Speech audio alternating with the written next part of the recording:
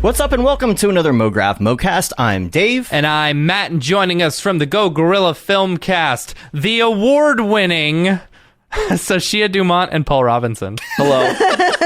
Hi. And Mograph is a supplement to our site, mograph.com, which is a motion graphics tutorial site with tutorials, plugins, podcasts, and other Mograph stuff. And on the show, we talk about everything ranging from motion graphics to Cinema 4D, After Effects, plugins, render engines, doing business, doing taxes, being a contractor, or working for the man. You can email us info@mograph.com. Let us know what you think about the show. Questions, comments, concerns, queries, grievances, show topic ideas, artist suggestions. We're on Facebook, Twitter, Instagram, YouTube, TikTok now. Check it out. And TikTok, mograph.com. make it stop.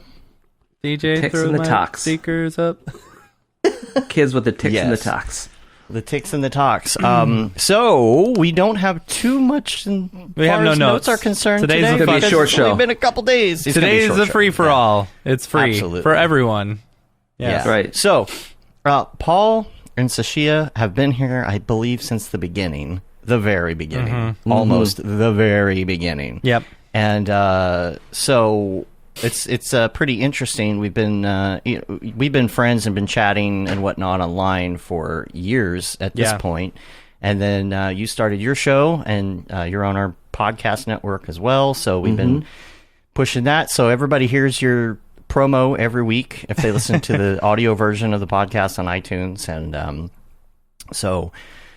this is going to be a fun show. It's going to be a little different. We're going to talk about some film stuff, and we're also going to talk about your journey into motion graphics and all of that. A couple week wrap-up things that we have to do before we really get going here, though. You saw the new studio camera. Yeah. Oh, this is the part I fast-forward through. Want to talk about if me? you're a camper, we got some good stuff for you here. The week we gotta wrap-up stuff is give you good. we got to give you the updates for camp, so Yeah. you're ready to go. I don't Send know. out an email. They'll read it. The It's thing fine. is, no one Sure will they read will. it. They only get their info from the show. Oh, shoot. I was supposed to send out an email yesterday. Dang it. What were you supposed to send out? The shuttle schedule. Oh. All yeah, right. so the shuttle schedule will Note be to coming. self: shuttle schedule is coming. If you, the thing is, if you're listening to this on Friday with us live, cool, awesome. This is the thing. The shuttle schedule is coming. But like, if you're listening to it Monday, Yeah, this audio will be posted on Monday.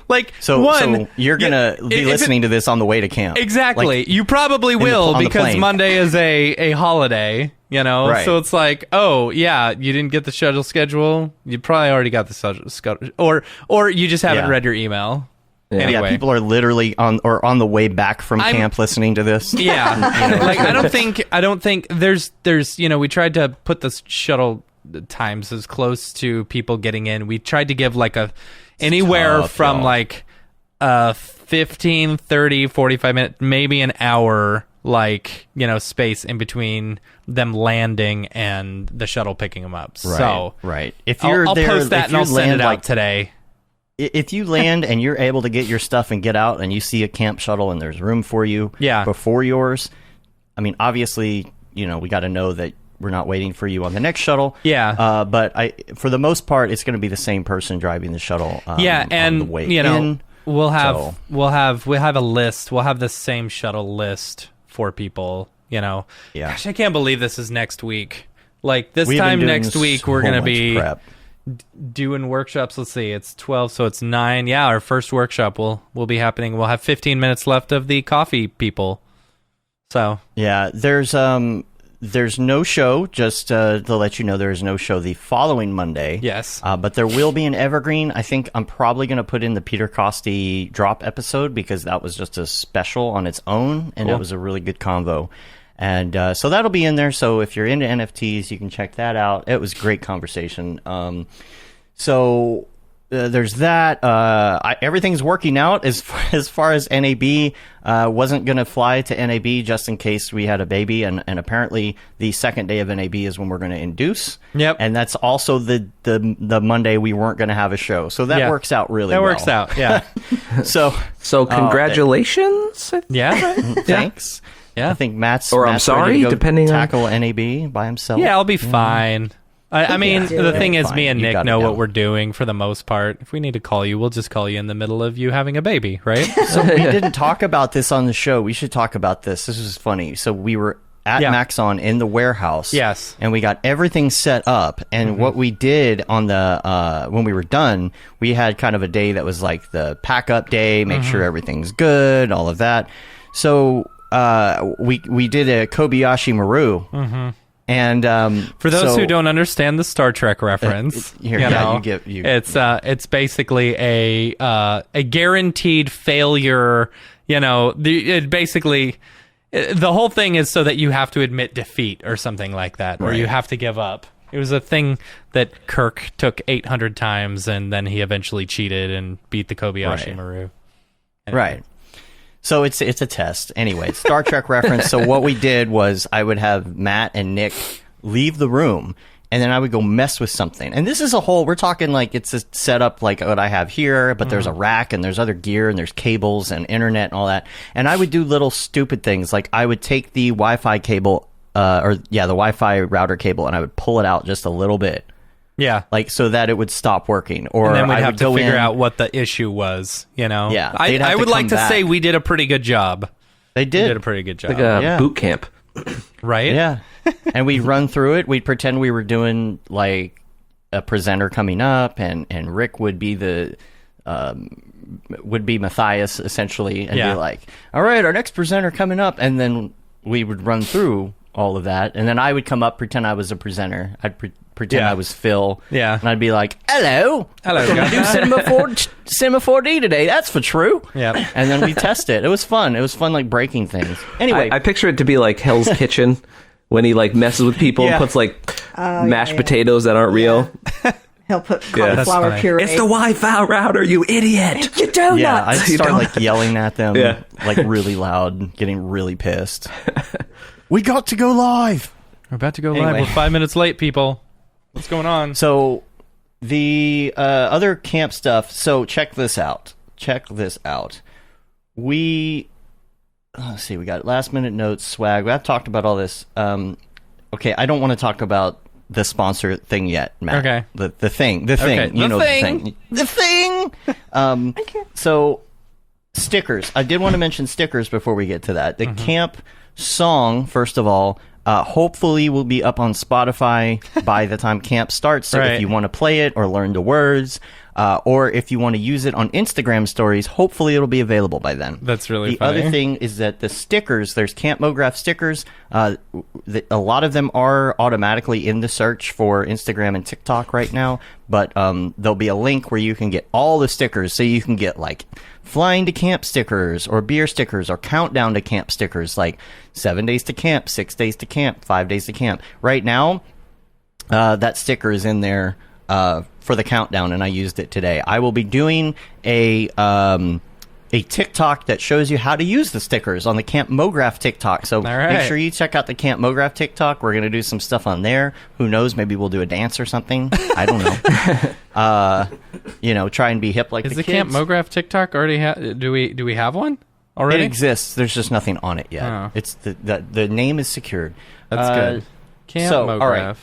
Now, before we get to gear, I want to go to sponsors. All right. And let's talk about the new sponsor. So, Camp Mograph, I mean, I don't know what else to say about it. Like we've been talking about, I'm so excited, man. This is 2 years of work, and it's like we're going to get this done, we're going to have a great time, and then we're going to just ramp up into the next one. But this one could not have been done without all of our amazing sponsors. And, we had to cancel last year because of COVID and stuff like that. And they all stuck with us. So they've been with us for 2 years. They bought sponsorship for 1 and they got 2 years worth. So big shout out to all of our sponsors. We're super excited to have them on board. Everyone will be getting a t-shirt with all the sponsors on the back so you can remember if you ever forget, So big shout out to our sponsors, our village sponsors, Maxon, Otoy, and Video Copilot. Super excited to have them sponsoring the villages, the 3 different villages. And then our gold sponsors, Minimal Massive, Grayscale Gorilla, and Defacto Sound. And then our bronze sponsors, A Scripts and School of Motion. So big shout out to all of them. I'm Dallas Taylor, the creative director of Defacto Sound. Work with us. We're a sound design studio that makes animation, games, trailers, ads, and all kinds of things sound amazing. Which is why you should work with us. But that's not exactly why I'm here. You see, we also produce a podcast called 20,000 Hertz, which is all about the world's most recognizable and interesting sounds. Right here in your podcast player, go take a moment to subscribe to 20,000 Hertz, which is all spelled out without any numbers. Once you're finished with this episode, go check it out. And to check out our sound design work, follow Defacto Sound on Instagram or visit defactosound.com. So that you can work with us. We picked up another sponsor last night who is sponsoring all of the alcohol for camp, which is very exciting. So, Aviation gin. Aviation gin. I don't know what that is. So big shout out to Beeple, who is sponsoring all of the alcohol at camp. So super happy. Mr. GQ. Mr. GQ, man of the year, It's ridiculous. I wonder if he gets any money for ridiculous. being GQ Man of the Year. Does he have to, is it like when you're Miss America where you have to do, certain, you got to show up at certain events as part of the contract? Yeah. Right. And then if he dies, does someone else take his GQ Man of the Year? The crown. Take over his responsibilities? That got dark. Yeah, I think that's how it works. Yeah. Are you the average? Are you signing yourself it up the for your runner-up? job? Yeah. Yeah, are you going to be runner-up, Matt? No. For GQ Man of the Year? Nope. Okay. Well, according Not with that to attitude. you're right. Yeah, that's it's right. true. That's true. I don't have the work ethic that Mike has, to be GQ Artist of the Year. Plus, I'm not a very good artist. Anyway, super excited to have all of our sponsors, and big shout out to Mike. Give him some love, send him some love, because that is freaking amazing. Yeah, that's... he hit me up and he's like, "Hey, what's the alcohol situation?" And I said, "Get friggin' lit, bro." and he's like, "Can I sponsor it?" I was like, "Oh, okay, all right." You don't have to do that, but we would love that. Sounds good to me. So we're getting what are we getting to drink? We're getting some. I don't know I'm not in charge of the alcohol. Things. All right. I am in charge of is serving and stuff EJ like that. had some suggestions. Yes, and he passed them along to Julie, who's taking care of it. I think we got some IPAs. We got people with serving licenses. Mm-hmm. It's you and Julie and Scott Unruh. And Jeremy and EJ all got their licenses to serve in Oregon. It was like a whole thing. Yeah, it's like it doesn't transfer anywhere else. It's just Oregon. Yeah. And it's good for 5 years.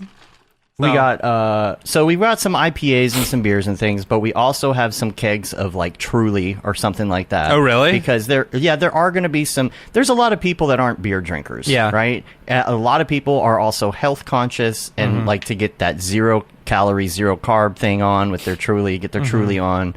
But there's also now, because of people, there's going to be some decent liquor involved. Now, this isn't just grab a bottle and drink it. Everybody has their licenses. They got to do it the right way. You got to be served, you can't just pump the keg. You got to get a pitcher from a server and do it that way. So can't be very loose. I'm telling with you, that, we're talking about this, and there's 5 people in the chat who are coming to camp. It's all right. In the chat? Oh, we're just practicing for when we get to camp. Well, people will listen to this on the way, Yeah. And then you came over yesterday. Hopefully that brings up the right screen. It does, there we go. You came over. I've got this table full of crap. Dude, you've got your table full, and my whole table is full. Can you show that picture? Yes, I absolutely have that picture. I should have brought up your video as well, but yesterday you sent me this photo, and you've got all the swags. Yeah, and what you don't see everywhere. is, that are the staff t-shirts, the camper t-shirts, the new zip-up hoodies. Oh, yeah, look at that. That's so nice. The new zip-up hoodies, but what you don't see is that there's 2 more gigantic boxes of pullover hoodies behind me. It's crazy. It's so nice of you to give all of your guests free swag as well. Yeah. Yeah. That'll be $35 plus shipping. Also, plus shipping. I saved this part for the end because I figured we'd just get into talking to y'all about film and stuff. I got some gear that's coming with us as well because we want to get some pretty. I mean, it's going to be so gorgeous there. We want to get some pretty footage. And so, I mean, I'm assuming drones are allowed, but I'm bringing my drone. I know a lot of people are as well. And then we are bringing 2 Blackmagic 6K cameras.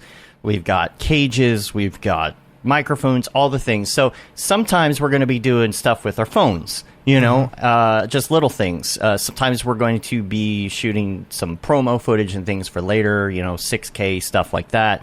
We'll try and stay out of everybody's way and not be too intrusive or whatever. But, we want to kind of capture the experience so we can show people what it's like for next time if they're deciding if they want to go or not. We're going to be posting from social the best we can, depending on our internet situation. But again, we're encouraging people to do a lot of stories and tag us in it so that we can regram them and whatever. And we take and we save all of those stories so that we can use them for promo videos and stuff. We have like 300 and something stories from the last camp that you can go through and see what people are doing. It was awesome. So what I wanted to bring up was this lens that I got.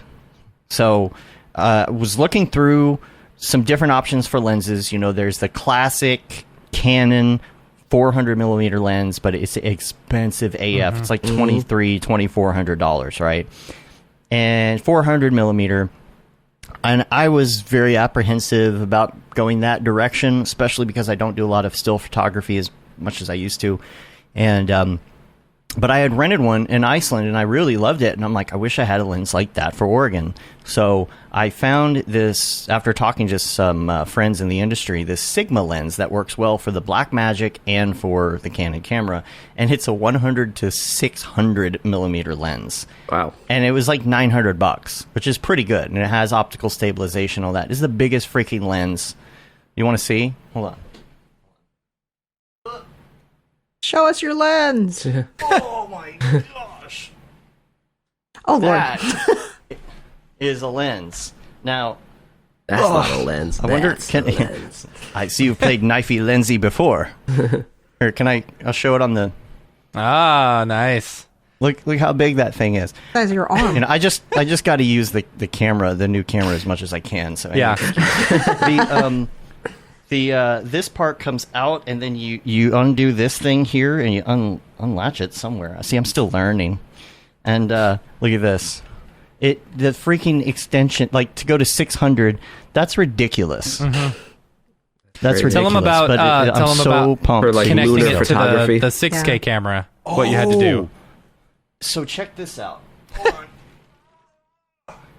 So heavy. So check this thing out. This is really cool. So it connects to the Blackmagic. It works fine, but the automated controls don't work unless you update the lens, which I haven't done yet. And I'm like, how do you firmware update a lens? Have you ever firmware updated a lens? No, not a lens, but I have a lens adapter. So this is interesting. So I was like, how do you update this thing? So they gave me this, and I thought it was just like a front and back cap that they just put together, like an extra cap.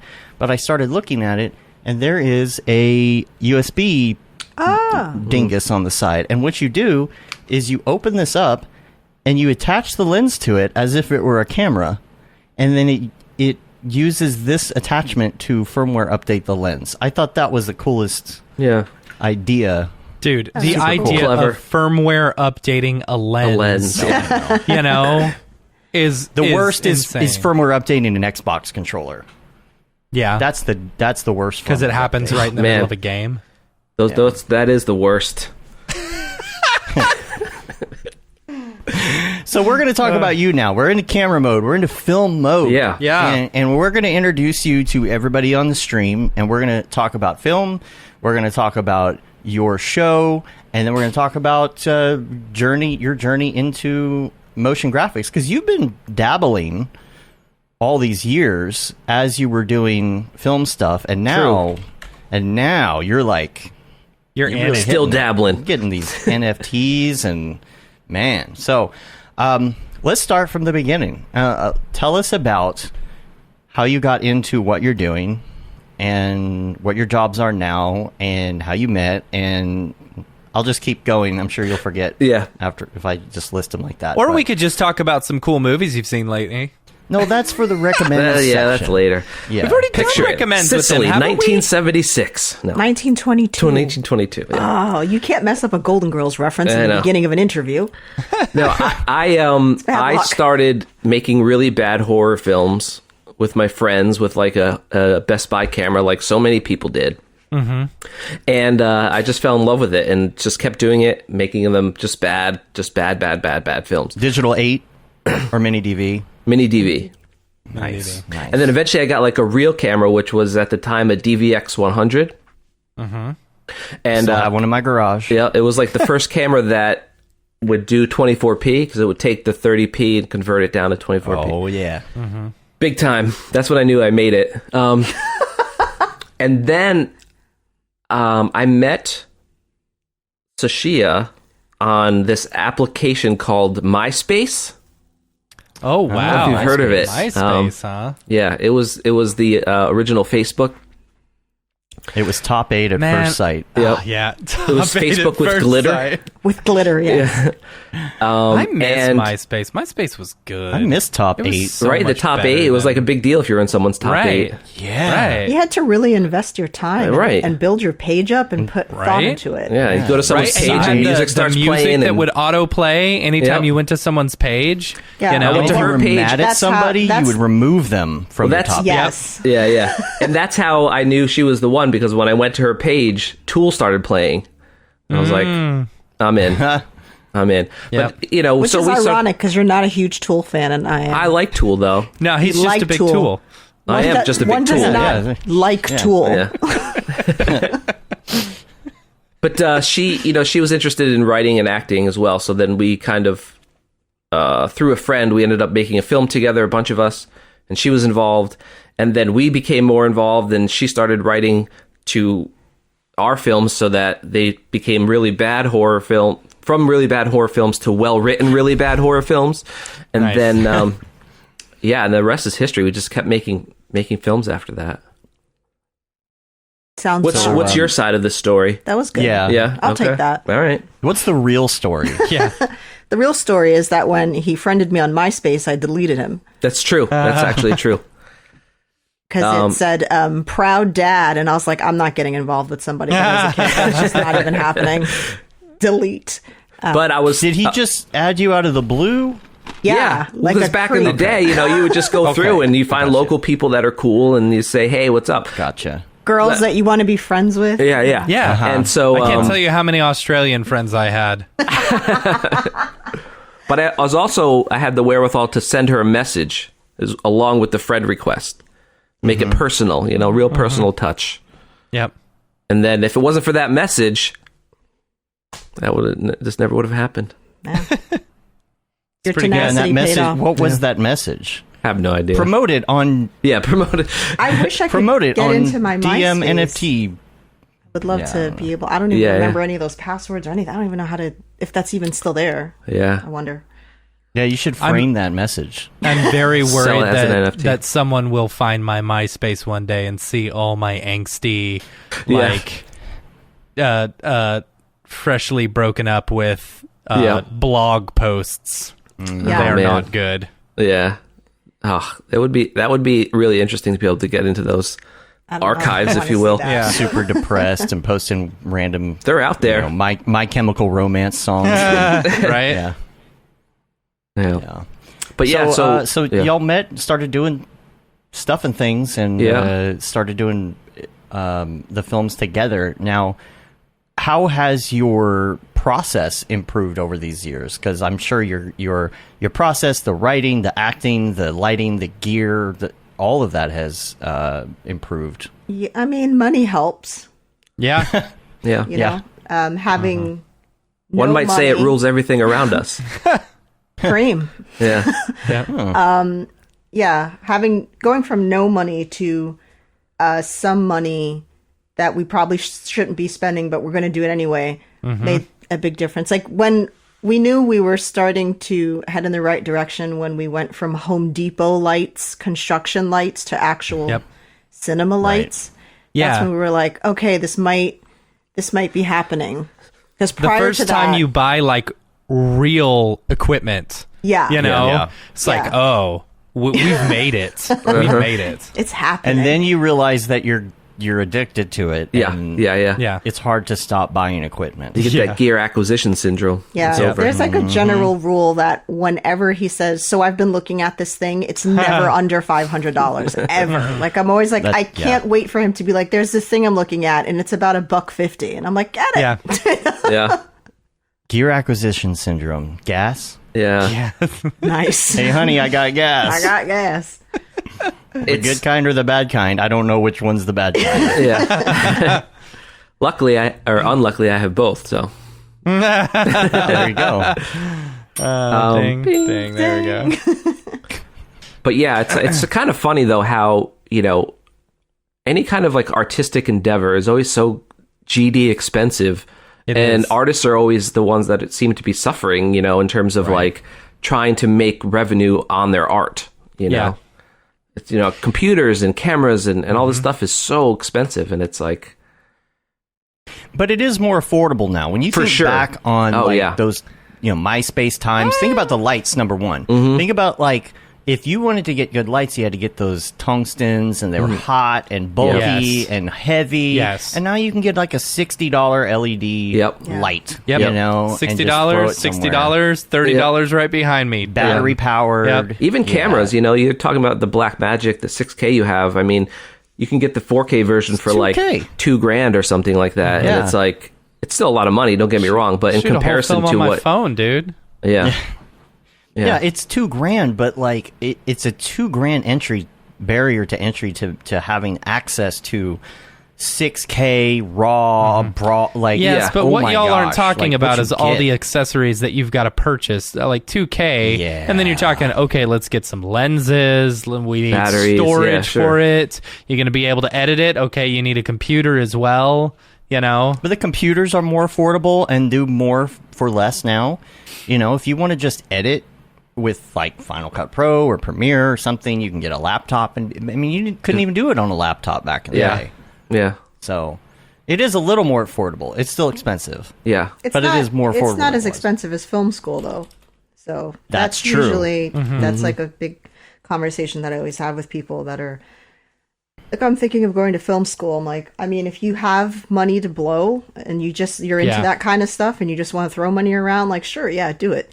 Right. But if you're going to be going into debt, it's not worth it. Just buy but then the flip side of that is like also don't buy the best equipment because you have no idea what to do with it and it's going to be a complete waste of money. So just buy decent equipment and learn how to make stuff that looks like crap look better.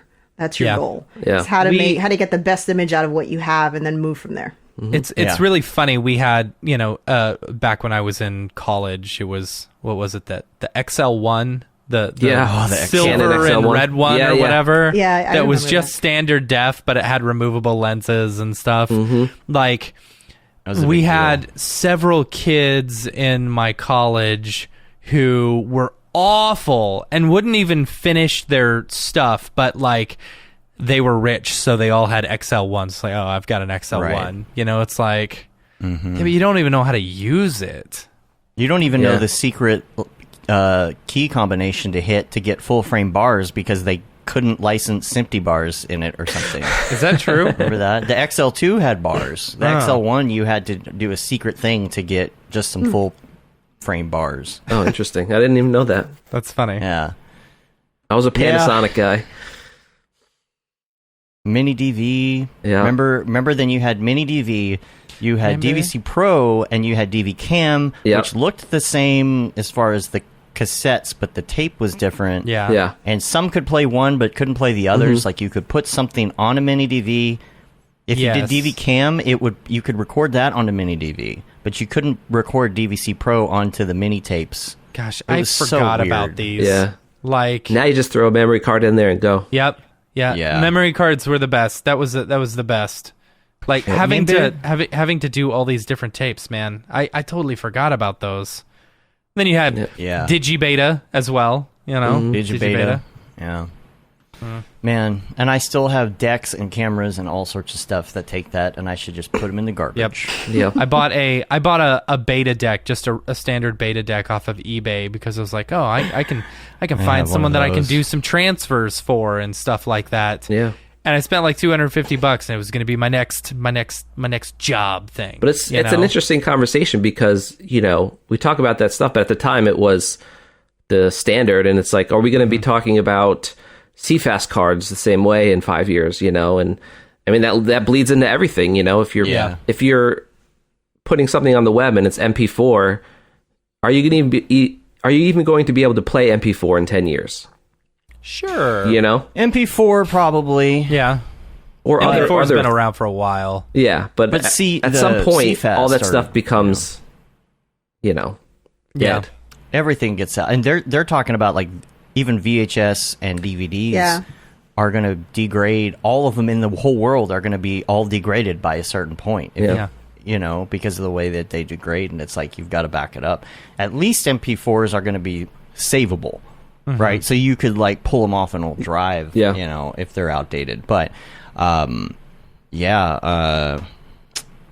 don't know. The cards you were talking about, the CFast cards, that's like what's in Blackmagic. I haven't personally used them yet. I just jumped straight to using SSDs external to record. Using the T5 drive, which don't get the T7 on the Blackmagic because even though it's faster at 100 megabytes a second or 1,000 megabytes a second, it actually has a buffer, which, anyway, I'm nerding out on film behind the scenes, I've been thinking about doing that, but I don't know. I feel like, because I have the 4.6K Ursa Mini Pro, which I love.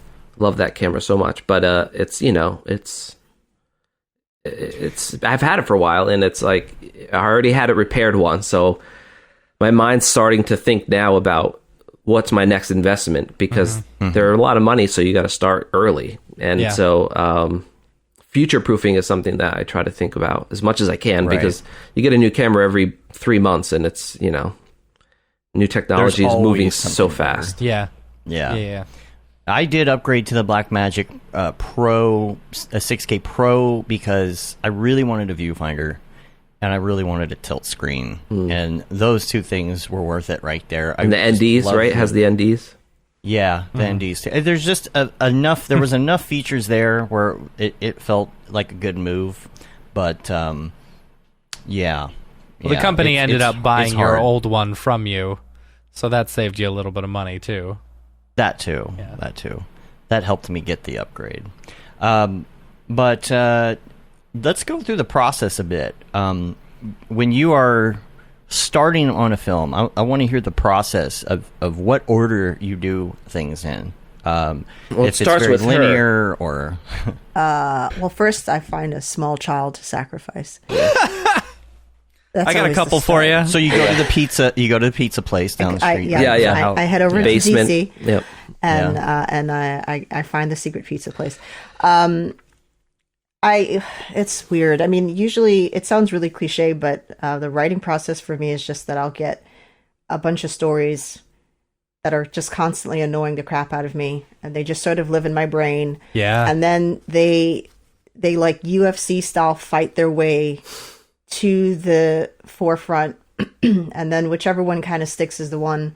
Oh, it's the sci-fi story with the armbar. Oh god. And that'll be the one that I'll choose to write. But I also I probably have I think I have like 8 or 9 completed scripts, and then I have probably like another 40 or 45 scripts that are just concepts that I write. And I'll just sort of like first, second, and third act it really quick, so I remember the details 5 years later, since it could be that long before I go back to it, or never. And then depending on where we are financially, I start to fish through all of the concepts, like which one of these. So there's the ones which that'll one of these sit can there. I do for? They'll sit there for forever, the because it's like, we're going to need like 50 grand for that. So that's never going to happen. We'll just keep that one back there. Yeah. And then sort of, bring them up, and that's usually like from there. He's just like, let me know when you need me, like when the script is done and we're in pre-production, and then that's where he jumps in. Yeah, we kind of. sorry. No, yeah, so we have like what we both focus on.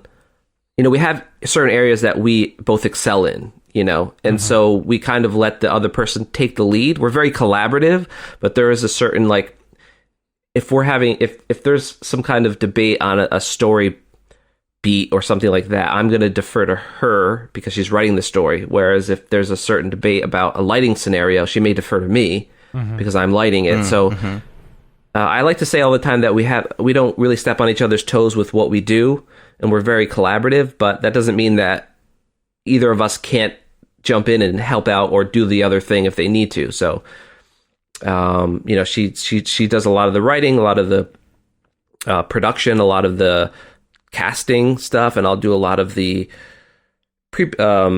Just literally do everything.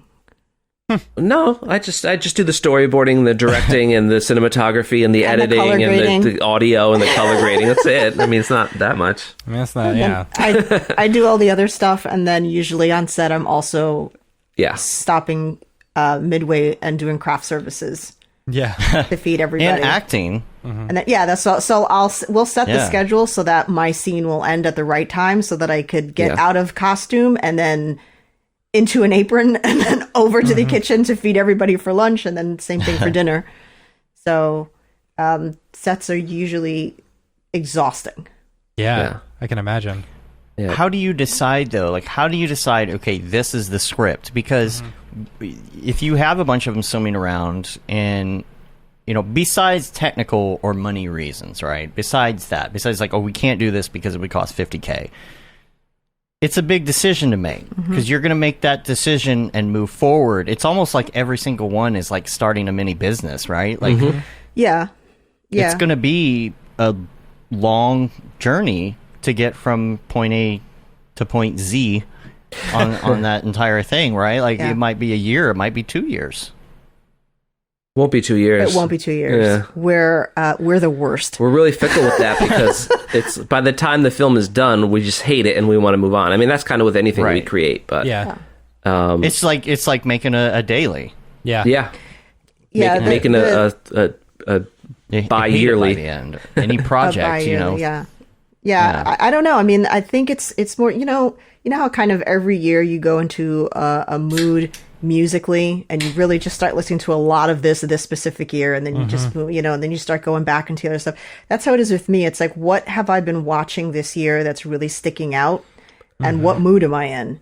And that makes sense. That'll be what we pick, and then, you know, then I have to filter through that in terms of finances, what is feasible. And so our last film was just, I had always wanted to write something that was cult related. I've had a fascination with just the psychology of how people join cults, how otherwise incredibly intelligent people get sucked into it. And so that was just where I went with that. I think the biggest challenge for me is always kind of, I live in between wanting, like, giving a shit and then not giving too much of a shit. You know what I mean? Because I love movies that make me think. And I love being able to finish watching a film and have 10 people in a room have 5 different interpretations of how that could have potentially ended and what was really going on, and be able to start that conversation. So I've been told that my writing is really confusing, and, you know, I've gotten the weirdest interpretations of my film, and I'm like, what? Corn? How did we get, what? It was a cornfield, right? Like, what are you talking about? There was no cornfield. Like, so. And then you say, as an award-winning writer, I cannot take this anymore. So it's, I like to kind of hear what people are going to say, but so it's like, I have to be cognizant of the fact that I don't want to confuse people to the point where they're like, I'm never watching your stuff again because I don't understand it. Sort of towing that line, but also being able to say, this is how I want to write it. And if you don't get it, you know, you don't get it. I don't know. Too bad. Yeah. Do you mentioned that, like, you're paying attention to what people are enjoying at the moment, right? You're paying attention to what people, like, what audiences are enjoying. Like, how much of that influences what you do. The only way I can think of it is because I don't really make films, but I do make TikToks, which are super short. And one of the things that I do is It's all stories. What are the trends right now? What are people into right now? What would people, like whether that's I'll send Dave like a new audio and say, hey, we should do something with this, or we should, It helps you think of fun ideas, because you kind of work backwards. Sometimes you think of an idea and then you come up with the story. Sometimes you get the audio for something like on TikTok. This is what the people are doing. This is the trend, and it kind of goes the other way. Do you allow trends to influence? Yeah. Do you allow the trends to influence, maybe not like your writing specifically, but what type of film you're going to do next? No. Not at all? Good.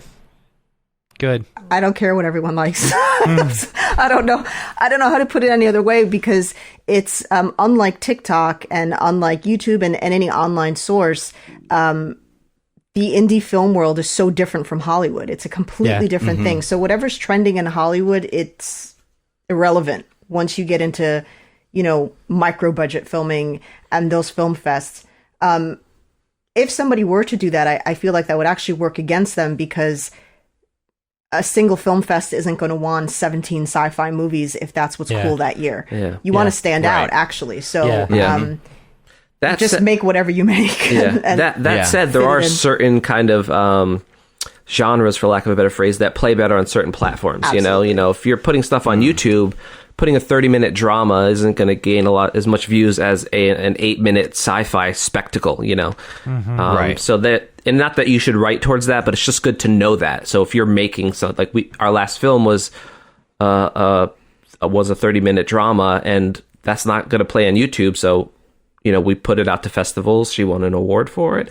And, it's good to recognize that what audience that would play best for, and kind of maybe focus a little bit more on that. Not that you shouldn't release it everywhere, but having that focus can help, get the most kind of like mileage, I guess, for lack of a better phrase, out of the film.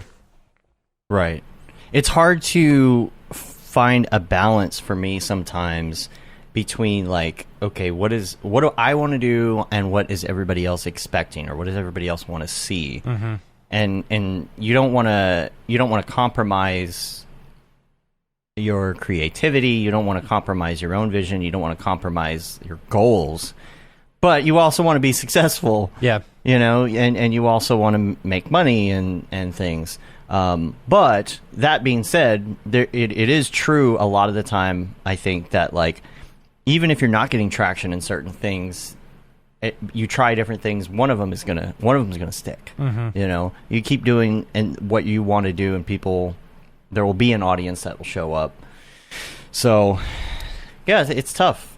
It's tough. A lot of people want to be their own boss and be independent and do their own thing, and it's hard to do. Yeah, there is a fine line, especially if it's your only source of income. I mean, as we all know, I would love to just do graphics and films or whatever it is that I like, but at some point I have to pay the mortgage, and so I'm going to have to make something that somebody else wants in order to do that. So there's definitely a balance for the film. For you, that's just you're able to just work a full-time job. Yeah. And that's the thing that people are wanting to see, and that's where you get your money. So then you can not compromise when you get to the film. Yeah. Selling out so we don't have to. Right. Sell out when you're working for the man, so you don't have to sell out. It's not selling out. One for the meal, one for the real. Right. Yeah. It's not really selling out. Yeah. Got to make ends meet. I have no problem with people selling out. I get it. I would do it in a heartbeat. I get it, yeah. I would do it in a heartbeat. If somebody came to me and said, I'll give you $10 million to make some crappy movie, I'd be like, where do I sign? Sharknado 12. Where do I sign? Where do we sign? Yeah. Because I'll take that money and I'll go make something I like. I give so much crap to Gwen Stefani and Mark McGrath, for like hardcore selling out, but I can't say that I wouldn't do the same thing. Right. Yeah. Right. Yeah.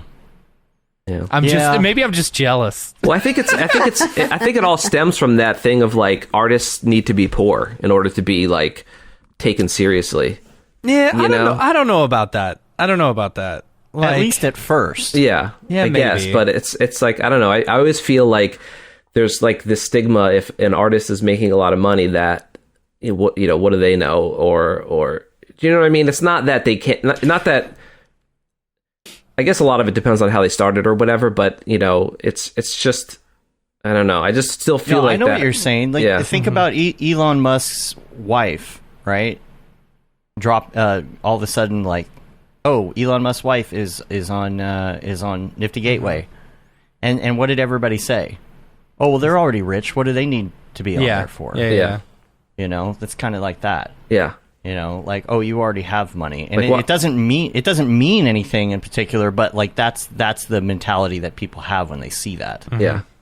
Toward you. Yeah, it's definitely in film as well. When someone's like, you watch a film and you go, oh, well, they got a $3 million budget. Like, well, how'd they get a $3 million budget? Like, oh, well, that's like Scorsese's great nephew, and you're like, of course it is.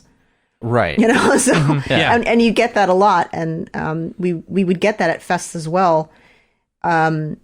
Where we went to this one festival once where it was interesting to watch the change, where Paul had known the person that was running this festival for a while, and he had been with them before they were anybody. Like, he was helping them set up the banners. Like, it was really small, and they got bigger, and they started getting more sponsors, and they started getting films from filmmakers that had a bit more clout.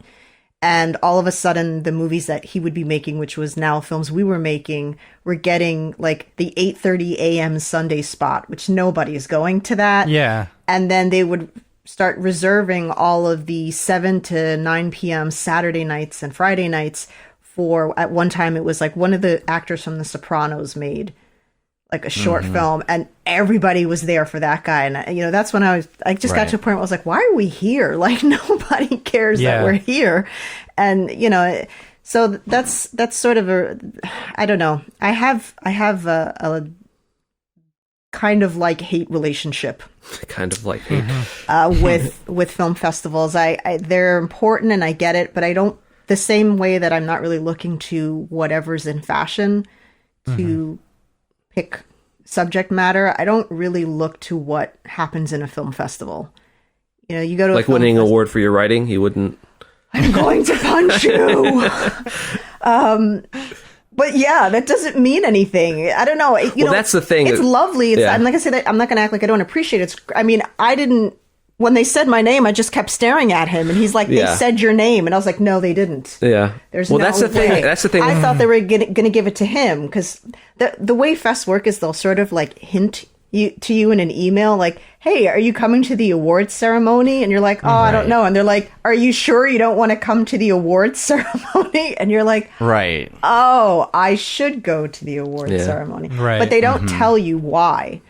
So I was just sitting there like, they're clearly going to give it to him for like cinematography or something. And why the hell did they just say my name? And that's a lovely moment, but it, what does it mean overall? Yeah, like, because that same film got rejected from so many festivals. So you have one fest telling you that this is the best film that's been written in our entire festival, and then you have another festival that's like, we're not even going to play this piece of crap. So it's like, it's all arbitrary. Yeah. That's funny. Yeah. So what do you have one that you would write or that you would do, one specific script saved away that it's like, okay, we've made it. We've got when you have infinite unlimited funds, money. This is the film Probably we're going to make. I probably have like 10 or 12. Okay. Of How those. often are you writing? She writes really quick I write because very she's got to get nice. that story out. Yeah. Yeah, I Yeah. write really fast, and then when I'm really going to seriously take a script on, if we're actually going to film it, then I run through it again, and then I start making edits, because we're both really impatient in that way. Yeah. When I hear people say, like, I've been writing this script for 8 years, I'm like, 8 years? What? How could you still care about that after 8 years? Right. I would, after 8 weeks, I'd be like, like, I'm over it. You got to get the idea out of your brain. I get that. Yeah, you know, yeah, I just- like I had like one or two stories that I wanted to write, and this is back when I was working for the Man, and every single day I was driving to work, I was thinking about this stupid story. I was like, I got to write this. I got to write this. I got to write this. Finally, I was like, I'm writing the story. And I did it. It was like over the course of 3 or 4 nights at home, and it was like a 90-minute script or 75-page script, 90-minute script or something like that. And then I sent it off to my friends, and they were like, I hate it. you know? And I was like, okay, well, at least it's out of my brain. Yeah. I get that. But that brings up another good point in that is that like that feedback that you're getting from your friends. Mm-hmm. You know, because you so often. This is something I harp on about. It's so often your friends are just going to be like, "Oh, you made something. It's so cool," and I appreciate the love for that. But you know, for me anyway, I can't speak for everybody, obviously, but for me, that having that honest feedback from somebody is so much more valuable than anybody telling me they love something I did just because they don't want to offend me or you know they whatever reason. Because if, like she says it all the time, if 10 people tell you that I didn't understand that part of the story, well, then I need to focus. I need to think about that part of the story. Maybe it's not portraying what I want. And that doesn't mean that you have to change it, but that you have to think about, are you really relating what you want to put out there properly? Yeah. Yeah. Do you outline a lot before you write? Yeah, but I also write out of order. So I'll think of the ending of a story first. How is this ending? Or I'll just think of some weird random middle scene that I'm like, I really want to film something that has two people or write something that is sort of an emotional scene between two people in a bar. Why would they be in a bar? How did they get to the bar? Who owns the bar? And then I just sort of like work out that way. But sometimes it'll just come first, second, and third. Like it's just whatever way they pop in there. If somebody was watching me while I drove, they would think that I was like that I had complete personality disorder because like as I'm sitting at a light, I will talk as the character, like what is this character like? And then I'm just like having the conversation with four people in a car, and I'm talking to all of them. That's great. That is really it's extremely funny and like yeah. I do the same thing, but like with arguments, you know? Yes. It's like, I'll remember an argument from like 2 months ago, and it's like, well, this is your stance on this, and blah, blah, blah. It's like, now I'll be prepared next time that comes up again in conversation. Noted. Well, that's like your opinion, man. That's like your opinion, man. There's something great about non-linear writing, and I use a program actually called Scrivener when I write the things I write, and most of it's like writing a tutorial or something, not necessarily like a script. But I love the way that it's set up because it's set up almost like they're note cards on the left side. You can actually put it in a note card view, which is silly, but they're set up like note cards. So you have these little cards on the left that it's like, here's the intro, here's this section with if I'm doing a tutorial, here's this section where you do this sim, and here's the section where you do this, and they're there, and I'm like, oh, I need to mention this in the simulation part, and I'll pop back to that card and I'll write a little paragraph, and then you can rearrange the paragraphs, and then you can export the whole thing as a script. And I like that way of doing things, because like you said, it's like, oh, you want a scene in the bar, well, you write down bar scene on that quote-unquote card in Scrivener, and then you come back, you sit down, you write that, and that's just there. It's ready to go, and you just pop that into the script wherever it needs to go. But outlining is such a great thing. I never understood how somebody could sit down and just write a story from beginning to end without anything else. I think sometimes that can kind of be the downfall of why a script takes 8 years, on top of just life, slapping you upside the head and things happening. But I think people just they sit down and they think of it too literally, and that it's like, I must start this story and then I go here and here and here, and it doesn't work that way because life doesn't work that way. Nothing's really in order, so you kind of have to work around those things. But I mean, everybody has their own weird little quirks when they write. That's just kind of what I do. And I always write to a soundtrack. Like, I'll make a playlist that fits the mood of that story, and then always listen to that while I'm writing it. That's cool. That sometimes is also how a concept will come up. If I find a new artist, I'll hear a story or hear I'll hear a song or an album that then strikes what I think the video to that would look like if there's not a video. Like, what am I feeling when I hear this, and then jump off of that mood. Yeah, I get that. So tell us about your show. Hi, my name is Sashia Dumont. I'm a writer, actor, and filmmaker. Hi, my name is Paul Robinson. I'm a director, DP, and filmmaker. We are the creators and hosts of the Go Guerilla Filmcast, an online source for all things indie film. We are a husband and wife film team and co-owners of Send 3 Productions, and we started this podcast for filmmakers like ourselves who were producing on micro budgets with skeleton crews. Go Guerilla is a weekly podcast that features various talents in TV, film, and web series productions. We've interviewed filmmaker powerhouses like Kestrom Pantera, Richard Raymond, Alex Ferrari, Cassandra Ebner, and Ryan Connolly. Amazing actors like Hannah Ward, Lou Taylor Pucci, Chris Wataski, and Eileen Gruba, groundbreaking cinematographers like Jody Lee Lipes, and Jessica Lee Gagné, and many more. We also offer weekly reviews of our favorite films and shows, which vary from low-budget first-time filmmakers to A-listers and everyone in between. Go Guerilla is proud to announce that we have officially joined the Mograph Podcast Network. So if you love filmmaking as much as we do, tune in every Sunday for a new episode of the Go Guerilla Filmcast, your source for all things indie film. Now available on the Mograph Podcast Network. it's fun. Listen to it. Yeah. So Now. I'm a big podcast listener, or used to be when I drove a lot, but and there was never any like podcast that dealt with the level of filmmaking that I'm at. You know, it was always like people talk about low budget films and they're talking about $5 and $10 million. Right. And I'm like, what about $5 or $10,000? Like, where? Right. What about You know, $500? Yeah, seriously, that. You know, we made films for that $5. Recently, and so I wanted to start one that came from that perspective of like people that were making films on our level, but also like rolling into that because we talk and we have guests on.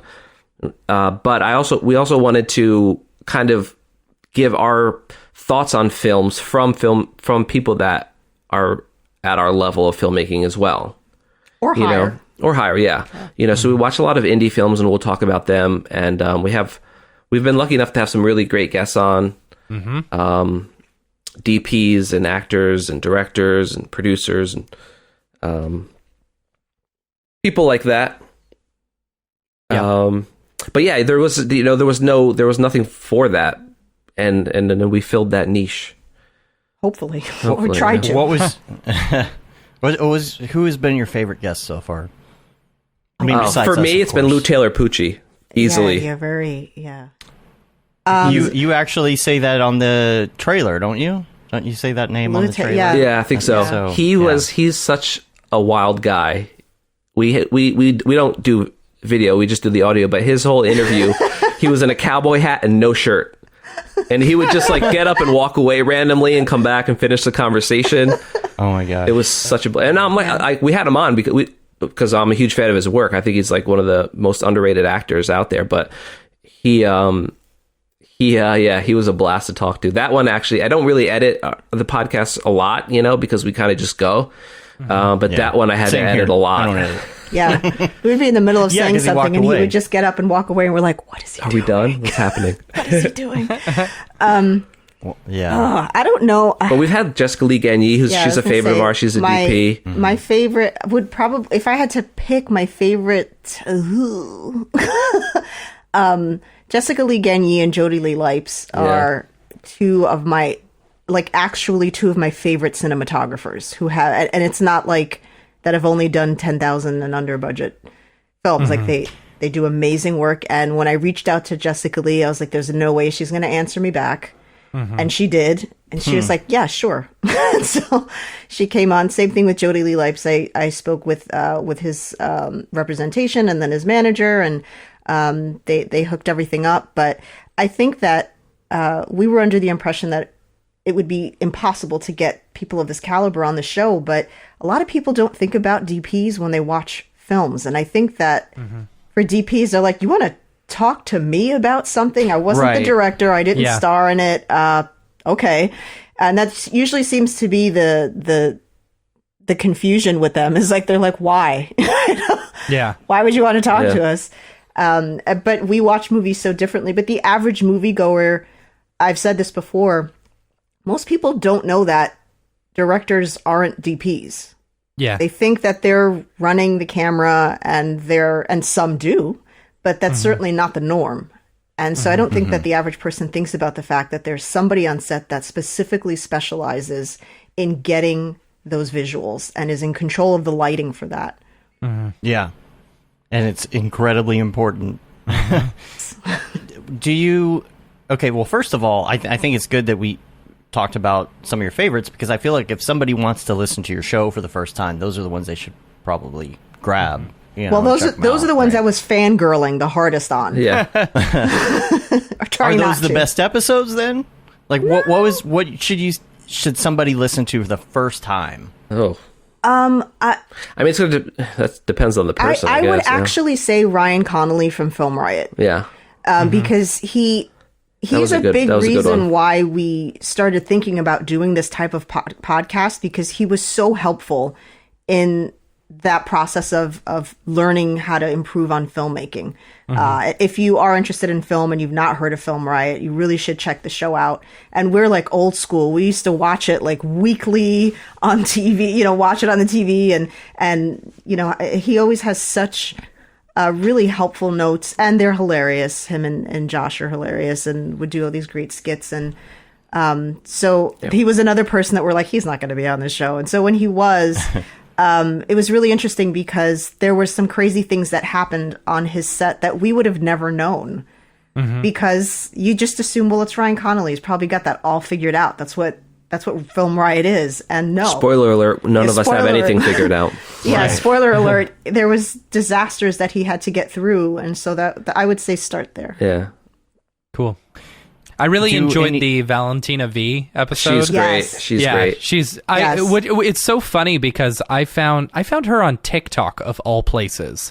You know, I guess the algorithm knew that I, liked production and stuff like that, and so I saw a bunch of her stuff that she did. So I started following her. Then I started following her on Instagram, and then I hit you up, Paul, and I was like, "Hey, you should have Valentina V on." You're like, "Dude, we already did." I was like, "Oh, okay, sweet. I'm Way gonna to listen to that the show. episode right now." Shows how much you listen. Right. Do you ever have any people on the show where it leads to a possible connection, like a possible Actually, we had collab or something? We had this guy Richard Raymond on, who's a filmmaker, and we became friends and started chatting, and he was sending us scripts, and he's like working with like big name, A-list celebrities now and stuff, and that was like a really nice connection, because it was somebody that was.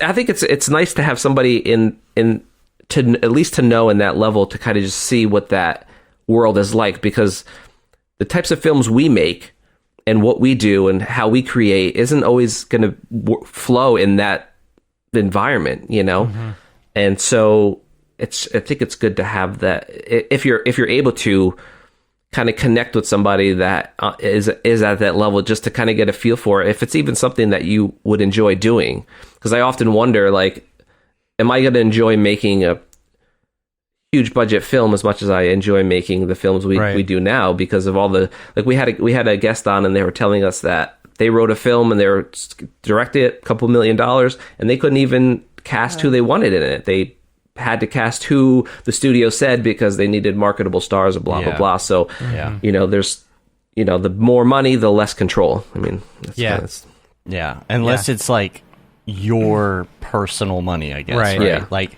somebody else's money, they're gonna want to control things. But yeah, you lose your ability to control all of that stuff at that point. So unless you're like Chris Nolan or something. Yeah, the amount of freedom is offered up in terms of how many asses you can get in the seats, basically. If you're the kind of filmmaker that no matter what you do, if you are, Quentin Tarantino is one of my favorite directors, and he pretty much, he doesn't come off as the type of person that's like, oh, sure, whatever you want to do. Right. Let's do all the things you want to do. You want to do it. So, you have to sort of be in that caliber of filmmaking too. And even still, you're kind of fighting it, picking small things here and there. But Scorsese still has to fight to get what he wants Scorsese's sometimes. had to fund his own films because the studios didn't think it was going to do well. Silence, I think, was the film that he did, and he put a lot of money into because it was out of his, what people really know him for. Right. And I always like that. I always like when directors sort of Yeah. move out of their comfort zone and do something different. Or any artist, really. Yeah, Shutter Island's one of my Yeah. favorite films that most people don't associate to Martin Scorsese. But I mean, I like his gangster films too, and and all of that. But for me, Shutter Island was amazing, and I think liked, that people have to be allowed to maybe flop sometimes. We talk a lot about M. Night Shyamalan. Yeah. Yeah.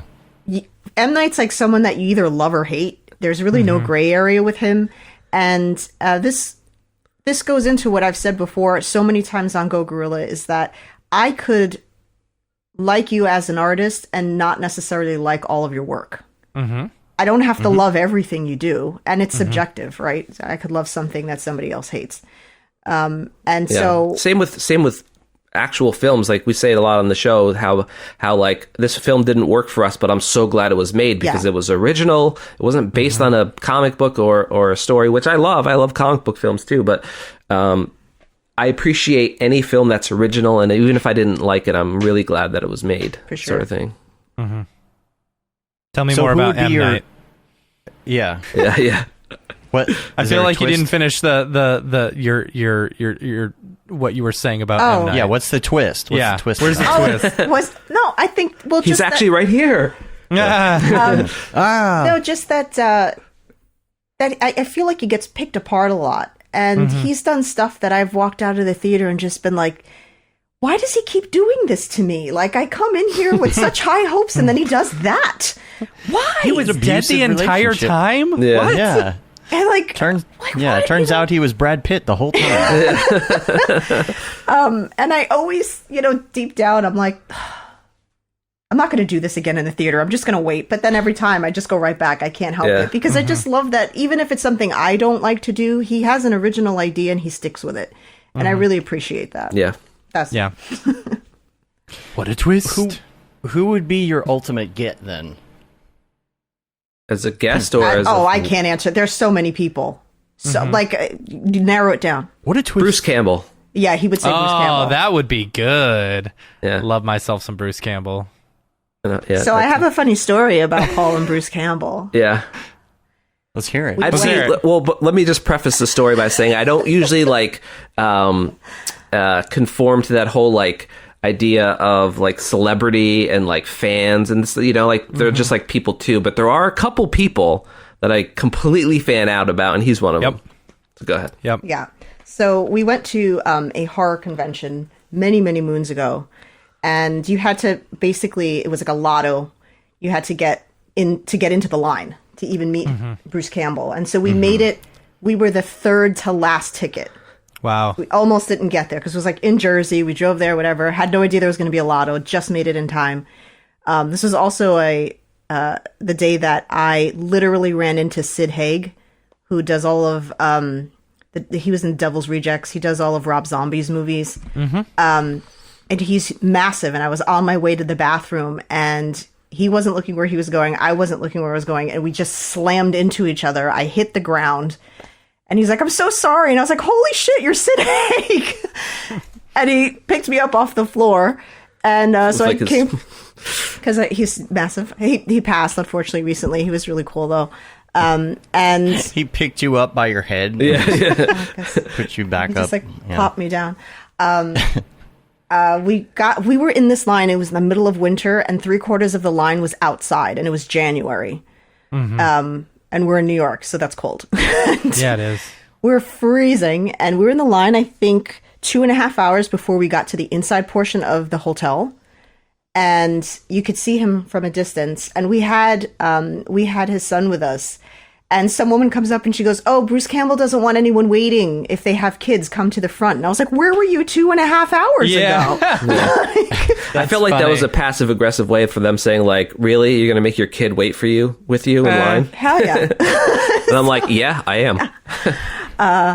And so he was so excited, and I had gotten him toys that were still in the box of Evil Dead and Army of Darkness. And he had, and we brought them with us to sign. And I was like, oh my God, how exciting for you. Like, he's right there and yay.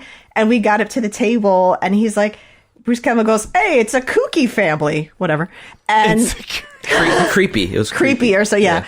And I look over at Paul and he completely garthed out on me. Just froze. And was like, and I was like, are you kidding me right now? We've been on this line for like 3 hours and you're not going to say anything. And Bruce Campbell was just staring at him like, okay. That's funny. He is a huge fan of yours and he's really excited to meet you. And Paul just stood there. It was like that scene in Christmas Story when Randy couldn't talk when he finally got to Santa Claus. And I was like, I can't believe he froze. And he just walked away from him. And that was it. Away, you're like, oh, I didn't say anything. I was like, I can't believe that happened. That's and he was just like, you were just looking at me. You were like, I don't know. It's like. And the next week you're in the car and you're like, oh, that's what I should have said. Yeah. I think I did say something. I don't remember what it was. I think I asked him by force because they were doing a Q&A. No, that's later. But I did ask because he had mentioned something. I was like, oh, they let you out of here once in a while or something. I don't know. I made some kind of stupid, It's like when you're like really young and you're actually talking to the hot girl and you're like, I like boats. You have no idea what to say. It's funny. Yeah. I like toidles. Yeah. My favorite Bruce Campbell movie is Bubba Hotep. Have you seen it? Yeah. He's seen Love everything. that one. It's that one is plays like so Elvis. ridiculous. Yeah. Like Elvis at like he is Elvis and he switched places with someone else who looked like Elvis so that he could go on to retirement or whatever. But he's in a nursing home and his best friend is a black guy who is JFK. He thinks he's JFK. Yeah. So funny. I haven't seen that one in forever. That was a good one. It was a good one. See, gosh, I'm the worst when it comes to films. Y'all just have to keep me updated. See, I used to go see when I was in college. I would go see every single independent film that was made. Go down to the Magnolia downtown and see everything. And a lot of them were very bad. The trailers made them look good, but they ended up being really, really bad. But there were some gems out there that I absolutely loved, and I feel like, especially nowadays, and I've heard this a lot, that that studios, especially with COVID now, aren't willing to invest money in smaller, productions and lower budget films because they don't know whether they're going to make that money back. Yeah.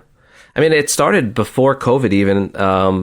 You think about, like, back in the day when you had all those movies that were like $50 million and they were dramas. They don't make those anymore, and so they were already kind of like starting that big gap of like, you're either making $100 million Spider-Man movie or you're making like a $10 million horror movie or whatever, so that there was and that's why, like, when Baby Driver came out, because I like Edgar Wright, I think he's a great director.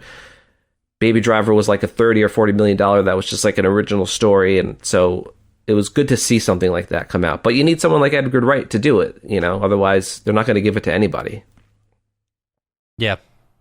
So, I can't believe how fast we're flying through this. I know. It's already been an hour and a half almost. I wanted to. We're just that goddamn interesting. No, it's just when you're having great conversation with friends and good people. There's been a few shows where we've had to give me really more. Push. Oh, trust me, you don't have to beg us to talk about ourselves. We knew we didn't need any notes. We didn't need any notes to the show. Yeah. Tell us about the motion graphics or 3D or VFX side of this. Why? I can only assume that, like, especially having the same type of background, you go into production and then you're like, oh, I need to edit this, and then you're like, oh, I need some special effects. I'm assuming that's probably the same path you took. It's exactly that path. Because I grew up in a small town, and so I didn't even know anybody that could do it, even if I had money or whatever. So I had to learn it all by myself.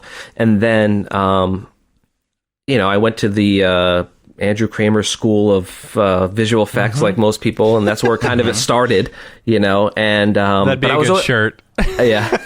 I graduated from, like, on the back of your car, University of Andrew Kramer. That's funny. But But my big thing was always like, I never wanted to do that specific tutorial. You know, you see people do the tutorial and they do this exact halfway through the tutorial. I'm like, halfway through the tutorial, I'm thinking like, well, what if I do this instead? And then I'd like never make it to the end of this tutorial because I wanted to do something different. Yeah, that's perfect. It teaches you what you need to learn. You don't end up with the same result as everybody else, which means you can put it on your reel. Yeah. Some of my reels though. Whew. Yeah, they're rough. My current reel. That's all of us. Yeah. Seriously. That's how ours is. But then I started like, you know, putting my work out there and then getting responses from like people that would say, hey, can you make me something for $1? And I'm like, yes, $1? I'll do it. And then it just kind of snowballed from there. And then, you know, I started getting the first thing you ever really made was a 2D castle. Yeah. You made like a 3D castle? No. A 2.5D castle, I think it was. Yeah, it wasn't 3D. It wasn't complete 3D. And it was like the worst looking thing ever. But at the time, like I didn't know any better and he didn't know any better. And he was like, look, I just built this whole castle. Is this not the coolest thing ever? Yeah. That was like 14 years ago. Yeah. But that's the thing. Like if you're able to get into it and you're doing indie film, that's going to be the best way to get the shots that you want because you're not going to be able to pay somebody to do these extravagant things. Yeah. One of my favorites, directors, writers, whatever, is I can't remember his name. He did Godzilla and Star Wars. Gareth Edwards? Star Wars. Yeah, Gareth Edwards, seeing him speak at the Adobe booth years and years ago with like 7 people in front of him, you know, like completely changed my career. Yeah. It was so nice seeing him go on to do bigger and better things because he knew what we were doing, you know, in motion graphics and stuff. Yeah. Yeah, it's interesting when you see that there's certain directors there and just people in the industry in general that, you know, can relate to that kind of beginning, you know, that self-taught kind of, you know, just scrapping. Like I'd work at the movie theater all day and then come home and all night I'd be watching tutorials, making things. And that's, you know, and when you're self-taught, that's kind of the route you have to take because you still got to make them bills. Yep. And back in the day, you were working with Gate and DeSimone, where we made limited edition. I was looking for that shirt to wear today, but I couldn't find it. I've got mine. It kind of got stretched out. So yeah, mine too. I think I have mine. Yeah. I still have. Yeah. I still talked to Gaten the other day. The finger. Yeah, the 2 fingers out of the computer. I have it. Yeah. Or the fist bump, right? That was. Oh, that's right. That was ours, wasn't it? No, he had the 2 fists coming out of the computers.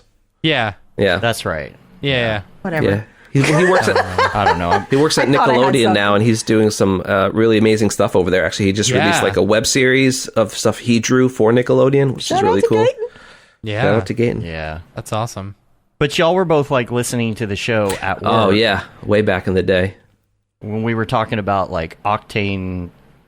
You're like, wouldn't it be cool if someone from Octane would come on our show? Yep. Yeah. And now it's like the main hub of like, Octane stuff. I had dinner with Jules the other day. Yeah. Like you do. No, really glad that Jules and the Otoy team really got into the whole community aspect. Yeah. That's so important. That's important. Yeah. One of the things that drew me to Cinema 4D was the community of it all. Because they really understand that side of it and how important it is. And just, I don't know them. They could be jerks. I don't think so. but they just really seem to enjoy the community, you know, talking to people and seeing what the feedback is and what would help out and stuff. How did you get, so you were doing Andrew Kramer and stuff, but how did you get into the 3D, Cinema 4D aspects of it? I mean, that just kind of was like a natural leap for me because I always want to like go bigger and make cooler things. And so I actually started in 3ds Max and I was like, he was, you know, Andrew Kramer doing like these fake 2D, you know, 2.5D things. I was like, what if I made 3D things, actual 3D things? And then I got a copy of 3ds Max, started making stuff in that. And then I was exposed to cinema and I was like, oh, this is a lot easier. You know, much easier. Yeah. And yeah, that's the rest. And then, and I think you have Octane, right? Oh yeah. So like I don't know. It seems like at some point you made a huge leap from like into what you're doing now, and I didn't know if like there's some point where you were learning specifically or spending a bunch of extra time at night doing tutorials and things. Like, what is your is that laugh because you were or because you weren't? Because I was, yeah. Because he's completely obsessive, and I think I could safely say that probably 60% of the 14 years we've been together has been of him watching tutorials and building and creating.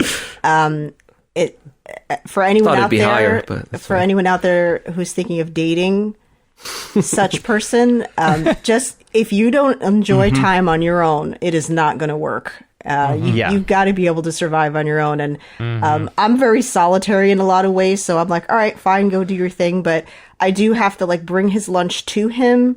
I check his pulse. I take the plate away. I'll tap him on the shoulder like, hey, did you brush your teeth yet? Because it's like 11:30. And he's like, oh yeah. And then he'll go brush his teeth. And I'm like, hey, did you shower? Because it's like did you shower in July? And you haven't showered today. Never mind. I can tell you haven't showered. And I need you to do that for me. We actually had an interesting conversation about it on our last podcast. You know, the whole debate of creativity versus obsession, and you know, because in order for me to get where I'm at now, I had to be a little bit obsessed with this stuff and to just want to learn all of that stuff. They kind of go hand in hand. Yeah, and so you're a lot of bit obsessed. Yeah, my level. it's like how do you draw that line? Because at the same beat, I also feel like having that whole like work-life balance is very important. And I'm not even close to, you know, mastering that sort of thing, but I feel like, you know, burnout is a real thing. And I just don't like how not the community, but there's a certain portion of people that feel that like you're not a real artist unless you don't sleep for a month on a project or something like that. You know what I mean? And, I don't know, like it adds some kind of legitimacy to it. And I think it should be okay to like just work 8 hours a day on your project. And it doesn't mean that you're less passionate about it. Well, if there's something that you have to do, that's understandable. But I don't like if it's 9 or 10 o'clock at night and the only other thing you would be doing is watching Netflix, get back in front of the computer. Yeah. Or spending time with your wife, get back in front of your computer. No, not that. No. But I will say that like, you like you said, and I was going to say this before you even brought it up, but like you have to have a supportive partner in this kind of industry because it's like I am always thinking like 2 to 5 years in the future about what I want to do, and there's so much to do and there's so much I want to do that like I need to just keep going because like I got to get this done so I can get to the next thing, and it's borderline ADHD type of issue. But I'll get obsessed with something. It'll be 6 o'clock and all of a sudden I wasn't planning on doing this, but now I'm spending 5 hours doing this new thing for some reason. And the number of times that Dave has just been like, oh yeah, I did this animation because I wanted to do it, and it's like, oh, I didn't even know that was on our radar. Okay. Yeah, it's like it comes up, oh, this is priority now. And that's yes. That's a lot you of have that. to have an understanding partner. So much is what I'm getting at. You have to have somebody, and like you said, it's fortunate that Julie and I both enjoy our alone time or quiet time or just doing things separate, and then we come back and we're fine. There's no issue with that. And I'm always like, look, if I need to be doing something right now, or if you want to do something or whatever, like let me know, because otherwise I'm just going to be right here doing these things. Yeah. And because, you know, a lot of times I'll be like, you know, I should go do something else, and I'll get away from the computer and I'll go in the other room, and I'm like, what the hell is that like? Yeah. There's nothing to do. There's nothing. I guess I could put on the TV, but I can't go anywhere with COVID, and I can't, like, you know, go futz around the house, maybe install that smoke detector I should have put in like a year ago, but I'll just be like, okay, well, it's 9 o'clock and I don't really want to play video. I'm just going to sit back down. Yeah. Y'all, I just have a need seriously, to create. I have, Dave, your whole life is about to change. I want you to know that. Your whole life is about to change. I know what it's like to have a kid. 2 kids, man, it's too much. It's too much to be. No, sorry, I love my kids. I love my kids. 2 kids. Your kids are closer together. Mine are almost 12 years apart. Right. Exactly. 1 kid is a whole lot easier to deal with than 2 kids, and a toddler is also very hard. Then you throw a puppy into the mix and it's like, oh boy. The thing is, like, yeah, I absolutely love this, but I've got to have some decompression time. Like, I need 2 to 3 hours to decompress because the amount of stress that is on my life with the kids and the puppy and the camp Mograph, Yeah, and I will say I've been doing some of that lately where, like, it gets overwhelming and all the to-do lists are there, and I will literally, like, unless there's an emergency, I'm going to shut off. Yeah. I'm going to shut off right now, and I'm going to zone out and take a break before the storm. Yeah. Which is what I'm going to do Saturday afternoon before the storm of camp. Right. I'm hoping that I can get everything done today and tomorrow and then be able to have a fun Labor Day. Yeah. But there's also nothing wrong. Like, there's nothing wrong with enjoying it. There's nothing wrong with spending the time on it. I mean, look what it's done for you doing those late nights, right? Like, now you can create some of the things that you want to create. You're out there doing NFTs and stuff, and you're going to be able to make some cool stuff for your films. And I mean, that's helping you. That's helping you. Like, what does it hurt? Is what I'm saying. When it starts to hurt, I get it. But unless it's hurting something... Well, it'll never hurt me. I have like M. Night, I have a love-hate relationship with graphics. Because, when I met Paul, he had a laptop and no credit. And True story. His muffler was being held on by a wire hanger. True. And I was like, how do you not have a credit card? Oh my God. And Honda Civic with 250,000 miles. I bought him a Dell computer, a desktop, and that's what he started learning on. And, we went through many years of I don't think we took an actual vacation, like a real vacation, until 8 years into our relationship. I mean, because it was always like, yeah, but we could buy film equipment with this. Yeah. Right. Sure, we could have this destination vacation. I mean, even when we got married, we just like went to the town, got married, and then had like this little party that was maybe $200 that I also catered. Because everything was like, how could we put this towards film? We don't even have wedding rings. I was like, I could have an engagement ring, or we could have a better camera. That's true. So, Paul, you're gonna have to change Here's that my engagement eventually. ring. I don't. That's her choice. I don't care. I don't even want one. We've been married for That's why we're married. 12 years. I'm like, what's You're the like, point? this Ursa is my engagement. Exactly. Will you Exactly. marry me? this on Here's a your lens. Exactly. Yeah. That's it. I don't care. Yeah. But I mean, I sometimes want to strangle him, obviously, because everything with the house falls on me. For instance, we wouldn't have even known our crawl space was completely flooded if I wasn't like, hey, can you take a gander down bring there? that up. Y'all are okay, right? Like, y'all are We flooding are, a little but bit. we probably got about $6,000 in damages that we're going to have to redo now, the whole Vapor Berry and So stuff. buy my NFTs. Yes.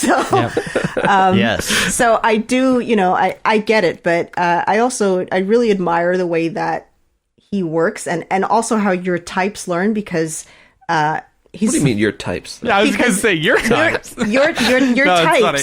Your types are all I get it. You're all autodidactic, and I find that fascinating because I'm so not. I'm like vintage and analog. That's how I work.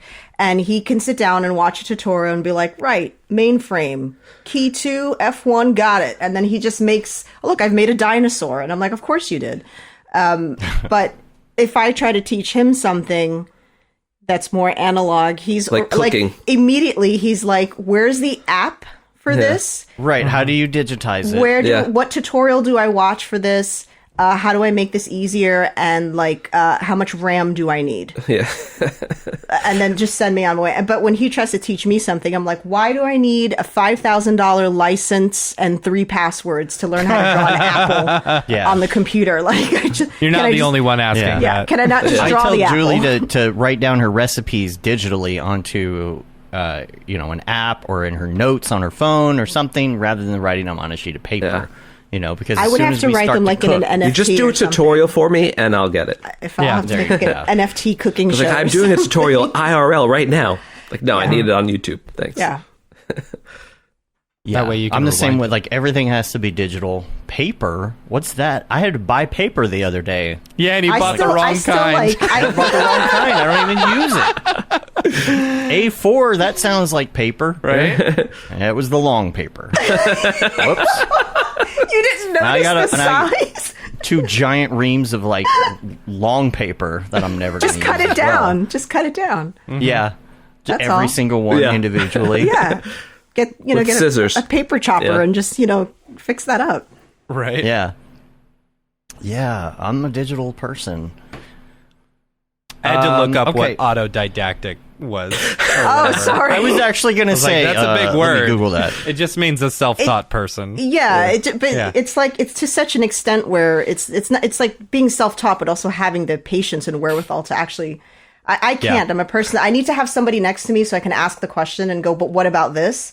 Yeah. That drives me nuts. And I notice like your types are just like, we'll figure it out, or he jumps into like a forum, Yeah. and there's going to be an answer, and somebody will answer it. Well, you have to, because we're constantly taking projects that we don't know how to do for the money, and then we have to learn every on the way job. there. Yes. It's every job. Yes, It's every job. it's funny, like I have always said that every new job is a puzzle, right? And you have to figure out how to put the pieces together in order to get the final picture, you know? And sometimes the puzzle is fun. Sometimes Yes. it sucks. Yes.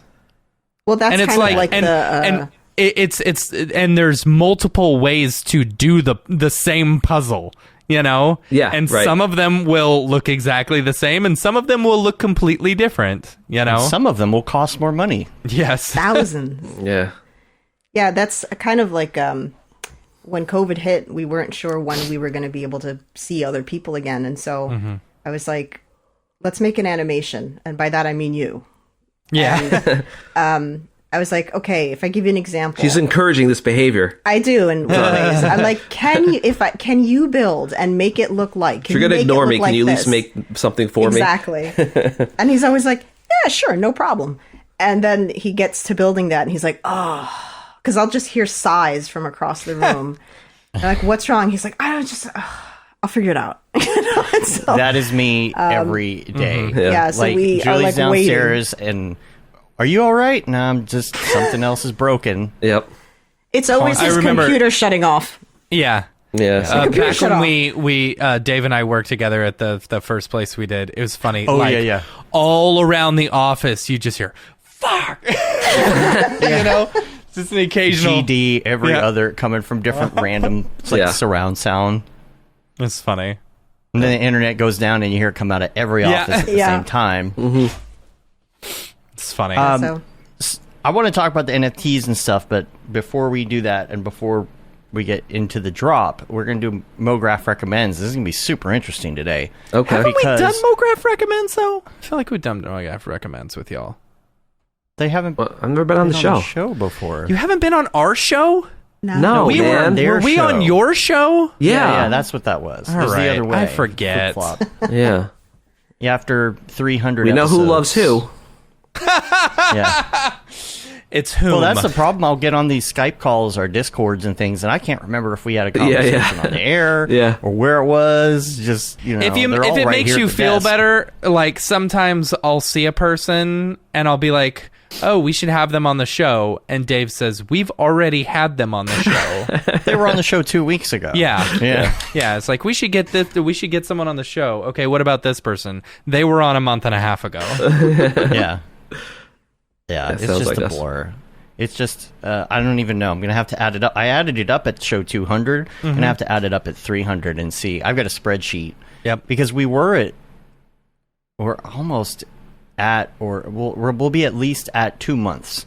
Yeah. Where you could play our shows back to back, and they would keep going for 2 months. That's pretty ridiculous. Yeah. So, let's do Mograph recommends, and we are going to start. And as you've heard, because you listen to the show, this could be your all-time or a recent favorite on any of these things. But we're going to start with movie. You go first. Gosh, it's got to be hard for y'all. I can't do that. I simply can't. Yeah. I shan't. Well, I have 3. I can't pick one, but I have 3 because there's 3 films that we can do that have like that mark an important chapter in my life. One of them is A Few Good Men. Okay. One is Army of Darkness, and then Rumble in the Bronx. Okay. So random. Yeah. Okay. And they're not like my favorite movies or the best movies, but they're movies that mark an important chapter in my life, like a change or something. I get that. Basketball is one of my favorite movies of all time. It's the stupidest movie, but there are times where I'm like, I just want to put that on. I have that entire freaking movie memorized. That like, it's so dumb, but it's so funny. Yeah. What about you? You have anything? Yeah. Oh my God. Like, when I tell you I've watched certain movies well over 200 or 300 times, like, I mean, it depends. Are we going like old school? It could be anything. Something recent, something old. Or it could be old school. No, it's not. You're my boy, Blue. Pretty good movie. My boy, Blue. I don't know. I mean, crazy, man. as a kid, I watched Beetlejuice like a massive amount of times. That movie. film was like really, really big time for me. Basketball Diaries was actually really an impactful film for me. It was. I was I'm old school Leonardo. I'm back in like early 90s Leonardo, and he wasn't really very popular back then. And I saw that movie 3 times in the theater when it came out. Django Unchained. That was a good one. So I guess I have. And Leon the Professional. That was a big one for me. Yeah. I'm a huge Gary Oldman fan. So like Leon and Basketball Diaries were probably the most impactful for me in terms of wanting to make films. Have you seen Cinema Paradiso? No. Y'all need to watch it. Okay. If anybody I know needs to watch that movie, I would like to know your opinion of that movie, because it is still one of my all-time favorites, and nobody I know has seen that movie. Interesting. Put it on your list. I'm putting it it's on. Good. It's subtitles. I like subtitles. We're fine with that. Yeah. So good. How do you feel about David Lynch? You're more of a Lynch fan than... Yeah, he's got I like the way he uses, him and his cinematographer tells stories. I'm more Fincher than Lynch. Yeah. I'm very Finchy. I love Fincher. I love Fincher. Fincher's great. David Lynch, I was always just like, what's the appeal, right? And still part of me is like, I don't get it, but I love it for some reason. Yeah. You know, it's like we watched what is it? Twin Peaks. You know, me and Amy watched Twin Peaks, and it was just the weirdest show we had ever seen in our entire lives. But it was like, we were so excited when season 3 came out, and season 3 was bonkers. And it's like, so good. Yeah. I just can't explain it. Yeah. Twin Peaks. You like Twin Peaks, but not the restaurant. No. Yeah. It's stupid. I hate those places so much. That really gets to me. Hey, we're a booby restaurant. Derp. Like I just don't like it. Derp? I'm going there for the wings. Yeah. Okay. Sure you are. Yeah. All right. The next thing on the list would be, let's skip over the music for a second. Let's go to TV show while we're on this kick. I should really just clump those together from now on. You should. Yeah. TV show? No. For me, let's see. I mean, Scrubs is my all-time favorite TV show. Man, that got me through some hard times. Yeah, me too. My MySpace days. Yeah. Got me through my MySpace days. Which will lead into my favorite podcast. But that's probably, if I had to pick one show, if I was stuck on an island forever or whatever, it'd probably be that one. Yeah. All 8 seasons? Not the 9th. I'll deal with the 8th. Yeah, all The 8 ninth. seasons, right? Yeah. Sorry. All 8 seasons. Sorry, went right over the. You favorite TV show? One? Yeah, sure. I don't. It doesn't have to be one. You can name a couple if you want, isn't it? I have to say I love Lucy. That was a massive show for me as a kid. It's why the first time I saw Lucille Ball, I was just like, what? Like, who does this? And that representation was kind of crazy. It was why Alien's still one of my favorite movies, because it was the first time I'd ever seen like a woman in a sci-fi that was kicking ass, and so it was pretty cool. I'm a big Will and Grace fan. That's a massive show for me. Not the new one. Not the new one. The original. The originals. I Love Lucy, and it would come on every night. You catch all the classics, and then Perry Mason's after, and then it's time to go to sleep. Dick Van Dyke was always my favorite. I loved Dick Van Dyke growing up. Like, I thought that was just a wonderful, wonderful show. Yeah. And the WandaVision, when WandaVision, like, I really fell in love with WandaVision in that first episode because it was so much like Dick Van Dyke. Yeah.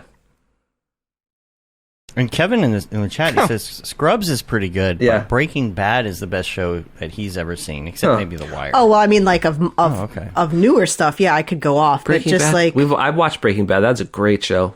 The Wire. I haven't watched it yet. Sorry, Kev.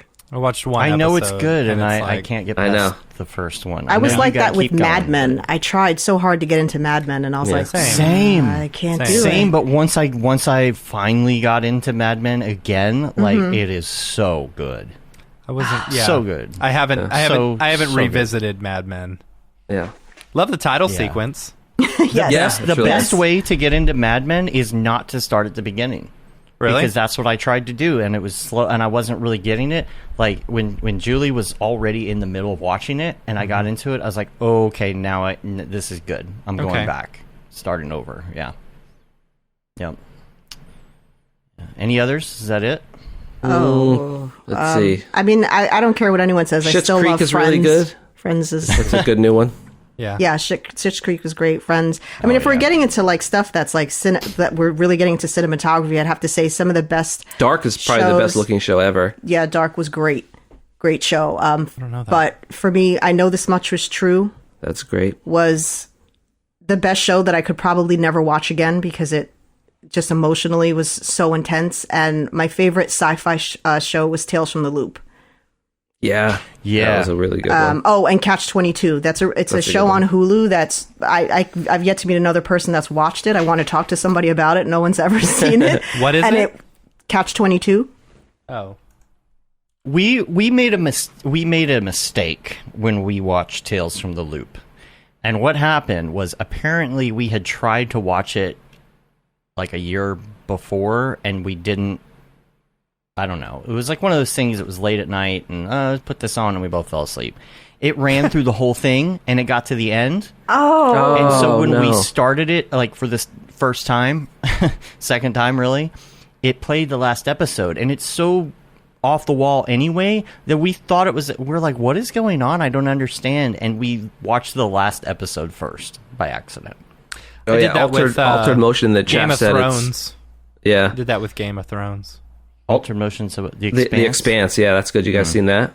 I have not. No. That's really good. No. Let's see. Music. Architects. Tool.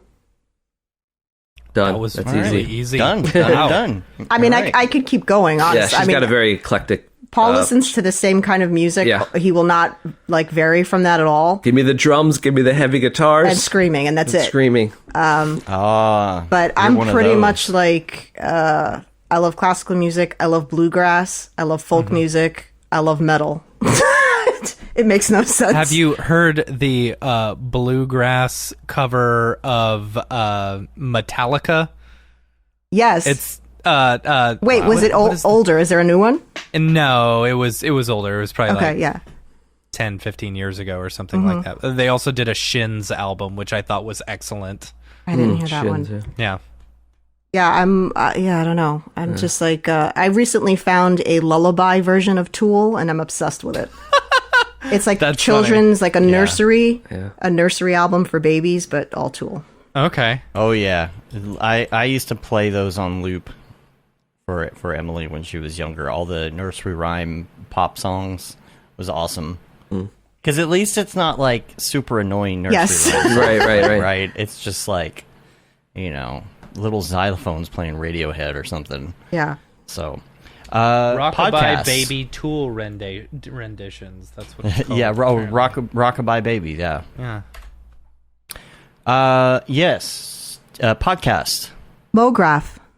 Ah. of course. Wah, wah. Besides that, I'm actually not a big podcast person. Yeah. When I do listen to them, it's usually something that has to do with true crime. Yeah. We listened to that one when we but- went to the. I do like My Brother and Me. Yeah. Love that oh one. yes, I saw them live. Just saying. Yeah. So did we. Yeah. It was Yeah. such a great show. So great. For me, like my podcasts have nothing to do with any like creativity or 3D anything. It's all just funny stuff. Sean Hayes and Jason Bateman's. Yeah, the Smartless is a great one. The Scrubs, Fake Doctors, Real Friends, the Scrub Rewatch podcast is a great one. Those are the two I'm currently obsessed with. But there's a Do few. you ever watch Monster Factory with the two guys from My Brother and Me? No, we watched my that show gosh. they had for a So while. funny. I loved their show. That was so good. The show was really funny. Yeah, I really that was enjoyed good. that. Yeah, I feel like it was just on the wrong network or Yeah. the wrong Yeah. thing. They should have just then it moved self-produced networks. it and then Yeah. put it on YouTube or Yep. whatever. Yeah. You know, totally. Something like That's a that. shame.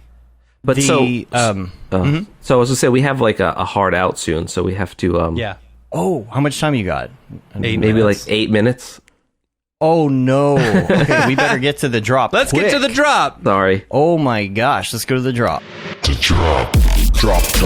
Is this the fucking mic drop? This is exactly what I should be doing. Hey, what's up, everybody? Welcome to this week's episode of The Drop, your weekly source for all things NFT and crypto art and upcoming drops by notable people in the Mograph industry. I'm Matt Milstead. Joining me, as always, is Dave Koss. And joining us today is Sashia Dumont Paul Robinson. We're going to talk real quick about NFTs, which sucks that we're going to talk so quickly about NFTs because, Paul, you've been very successful in the NFT market lately, and like you in my opinion are one of those people who got into it when we all did, you know, all of True us story. did during the big rush. Yep. And you're one of the Late few February. people who have actually stayed in it, you Yeah. know. Yeah. Who is and I feel like you've got, you know, you've become you've gotten a few sales and you've become successful doing it because you've stuck to it versus all of us. Yeah, it's patience. It's all about patience and community building. Those are the two Yeah. big things, you know. And people want to like, you know, it's very important to for your success as an NFT artist, in my opinion, to gel with the community, you know, and not just make fake friends. Like just because if you love what you're doing, then you have a lot in common with all these people, and so you'll just like gel with them. Like I have people that are legitimately my friends that I've made in the past couple of months that I've never even seen. Half of them I don't even know their real name, but we'll Yeah. just talk about Yeah. stuff, you know. Yeah. Yeah. So you did a drop with Tori Bryant. Did one with recently? Tori Bryant, yep. Is the new one that you have on Foundation right now? Yeah, it drops tonight. It's minted now, but it drops tonight at midnight my time, which is Eastern Are we time. able to see it? Yeah, What it's is- on there. Okay. Yeah, I think I sent you the link, or the video Here, Dave, itself. I'm gonna. Did you grab Put it in the? the- Did you is grab it the in the- links from the drop list? I did not. Okay, so I'm gonna I send did you not. a couple of them, unless you're able Okay. to grab them real quick. Yeah, I could probably grab them. I'll open Notion. And then I just sent one in chat. Kevin hit me up, and he's got a drop. that he Oh, just nice. did. Yes. Yeah. Is it He- a Breaking he Bad does- drop or? Right? No, he's got this the pineapple one, right? Mm-hmm. Let me bring this up here. There you go. Got this This drops today, I believe, right? Oh, very nice. today? Yes. Yes. The Oh, that's pineapple nice. one Oh yeah, right yeah, there. yeah. We're gonna keep going fast here. Yeah. Yes, Friday, September 3rd, and then we got yours. Is that the one that you sent to me on Facebook yesterday? Because Yeah. I didn't know if that was a link directly to. I think it was just the video file because it wasn't minted at that point. It was. What is going on? What is this, Foundation? What is this? $1,300 for a picture of a truck with somebody underneath with their head cut off in Photoshop. What is going on? Okay. All right. So let me go. Hey man, art is art. Okay. Art is art. Yeah, dude. Yeah, I know. You don't understand. Okay. All right. Fine. I don't understand. There's one more in chat that I sent you. Okay. Cool. I'm looking for your piece here real quick. So is this on Foundation? It is tonight? now. Yeah. It was. It will. Okay. Cool. All right. So this is yours here. Tell us about this one. So this is part of a collection that Altered Motion put together. 12 artists. We all got a sign, zodiac sign, that goes along with a birthstone that is going to correlate with colors and stuff. So we all got the gemstone, and then our assignment was just to make something based on the zodiac sign. And so mine was Virgo, who is the goddess of wheat, and I wanted to kind of like keep it in my style, which is, mechanical and robots and all that sort of stuff. But I wanted to have some fun with it and kind of like, I don't know, just kind of play around with some stuff that would fit into what it is, because it's one of the few signs that's an actual person. Usually the icon of it usually centers around a female figure. And so I kind of wanted to kind of play with that a little bit.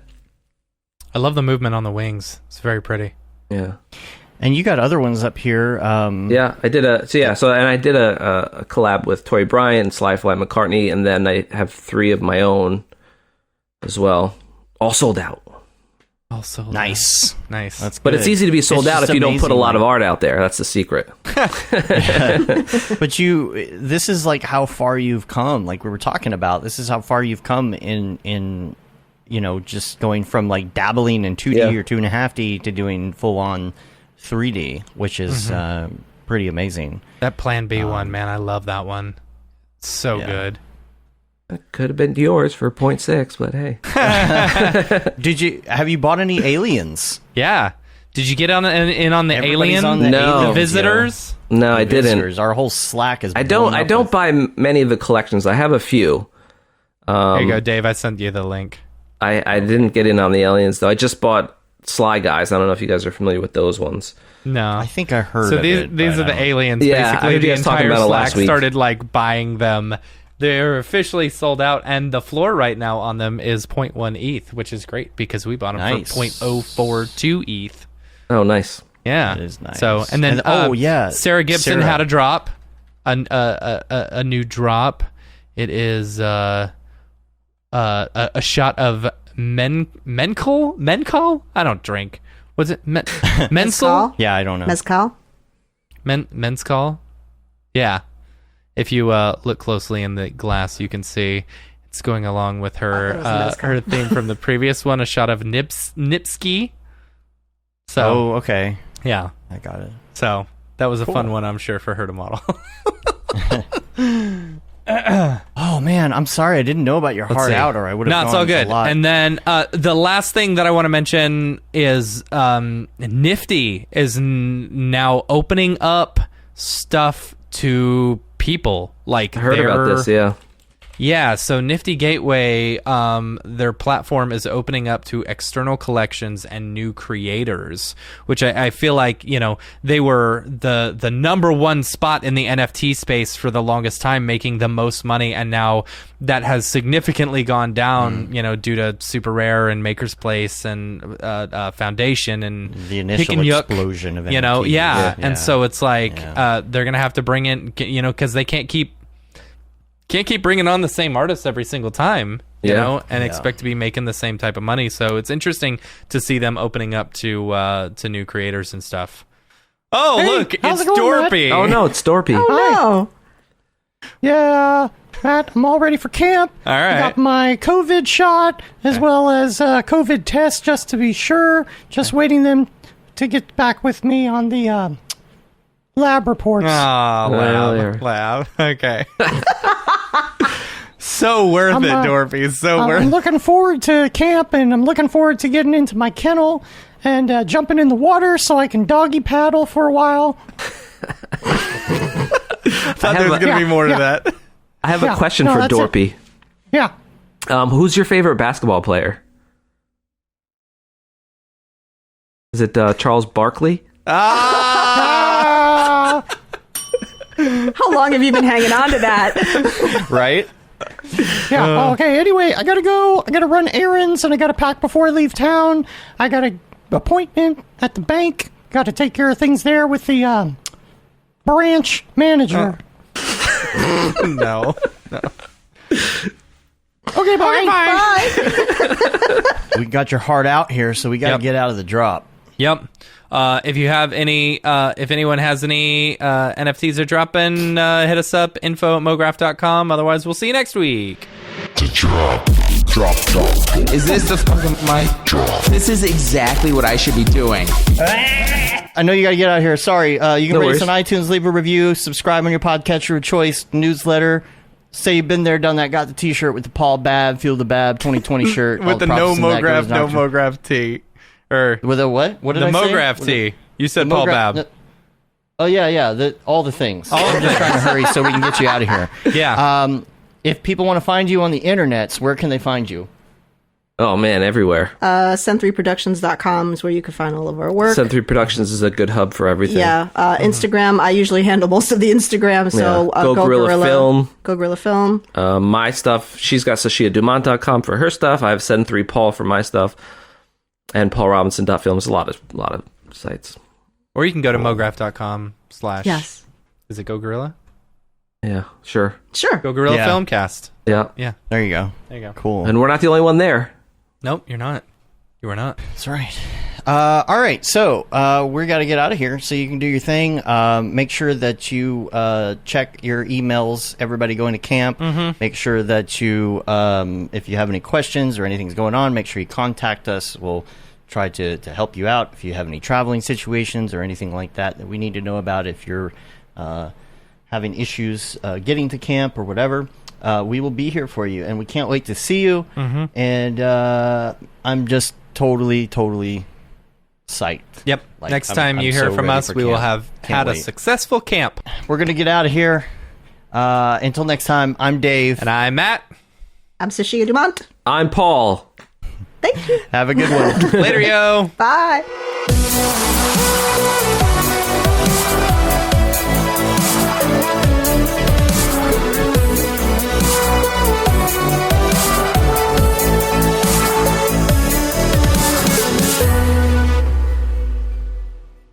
It's pretty good, I guess. Camp Mograph, we can learn and play.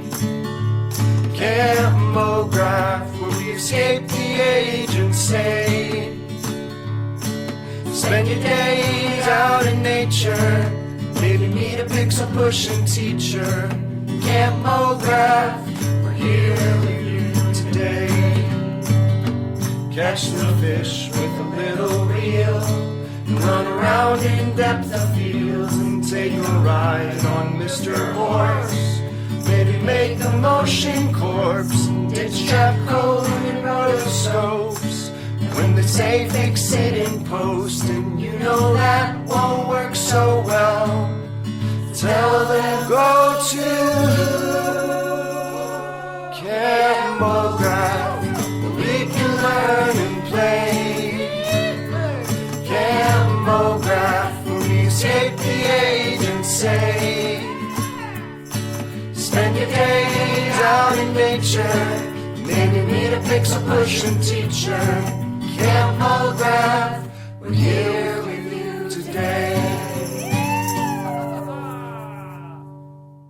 Mograph.com, an online resource for motion graphic artists. Start your week with the Mograph podcast. Industry news, interviews with your favorite artists, and terrible humor. Watch live shows and interviews from Mograph events like NAB, SIGGRAPH, Half-Res, and local meetups. Our Mograph Talks feature live demos and motivation from artists all around the world. Sometimes you got to make stuff that you're not going to put on your reel, and I'm not here to judge. What if Rick and Morty show up for the countdown at midnight? That's where I peaked in life, in my career. We gotta stop this thing, Rick! It's gonna kill us all! Hear from the people that create your software, design your render engines, and artists that are changing the face of modern motion graphics. You get that render done. Yeah, you better frame what? Mograph tutorials and online classes will teach you about Cinema 4D, After Effects, as well as other popular software and render engines. Throw in the HDR Studio, take the render settings, pick the HDR, put in a reflection, and gorgeous. Branch into new software. Learn time-saving tips, techniques, workflows, and lessons that'll keep you up to date in the world of motion design. Oh, brother, those are some of my favorite elves. I love projects that scare me.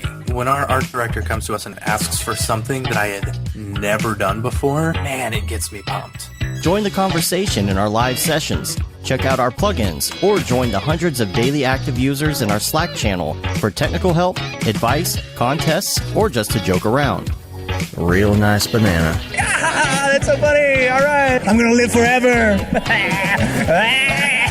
Subscribe today and get the latest updates on our YouTube and other social media channels. Take all your dreams and just do it! We don't care how you get here, folks.